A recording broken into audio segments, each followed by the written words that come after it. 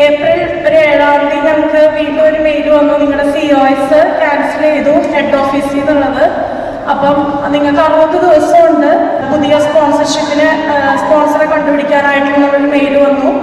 അപ്പം മാർച്ചിലാണ് ഞങ്ങളോട് ആദ്യമായിട്ട് കൺവെൻഷൻ വരുന്നത്. അപ്പം ഞങ്ങൾ സിസ്റ്ററെ കണ്ടു.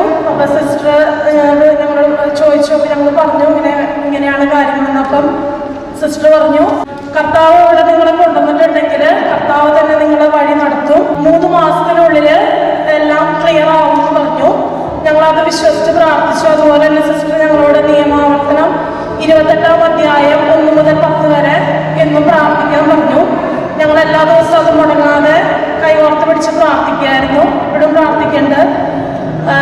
അങ്ങനെ മാർച്ച് 17 എൻ്റെ ജോലി തീർന്നു. പിന്നെ അവിടെ എല്ലാ റെസിഡൻസും പോയി. പിന്നെ എനിക്ക് ജോലിയില്ല. അങ്ങനെ ഞങ്ങൾ വീണ്ടും ഏപ്രിലിൽ അടുത്ത കൺവെൻഷന് വന്നു.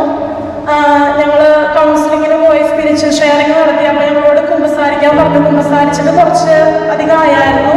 അപ്പം ഞങ്ങൾ നല്ലൊരു കുമ്പസാരം നടത്തി. അതുപോലെ തന്നെ വചനം എഴുതി പ്രാർത്ഥിച്ചു. പിന്നെ മനോജ് ബ്രദറിനെ കണ്ടു. അപ്പോൾ മനോജ് ബ്രദർ പറഞ്ഞു, വിശുദ്ധ മത്തായിയുടെ സുവിശേഷം 28 അധ്യായങ്ങളും ഓരോ അധ്യായങ്ങളും ഓരോ ദിവസവും ഉറക്കെ വായിക്കാൻ പറഞ്ഞു.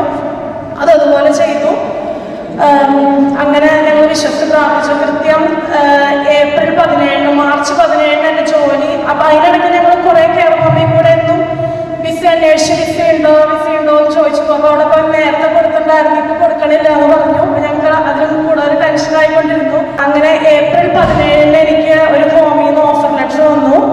മാർച്ച് 17 എൻ്റെ ജോലി കൃത്യം 1 മാസം കഴിഞ്ഞപ്പം ഓഫർ ലെറ്റർ വന്നു. ഇപ്പം അതിൻ്റെ പ്രോസസ്സിങ് നടന്നുകൊണ്ടിരിക്കുകയാണ്. DBS കഴിഞ്ഞു. അപ്പോൾ ഒരു വിസ തരുമെന്നാണ് പറഞ്ഞേക്കണത്. എൻ്റെ ഒപ്പമുള്ള കൊളീഗ്സൊക്കെ അവിടെ ചെന്ന് ചോദിച്ചു. പക്ഷേ അവർ പറഞ്ഞ വേക്കൻസി ഇല്ല. വേറെ എവിടേക്കും തന്നെ റീലൊക്കേറ്റ് ചെയ്യാണ്ട് തന്നെ ഞങ്ങൾക്ക് ഇപ്സിച്ചിൽ തന്നെയുള്ള ഒരു ഹോമിൽ ജോലി തന്ന് ദൈവം അനുഗ്രഹിച്ചു. ദൈവത്തിന് നന്ദി.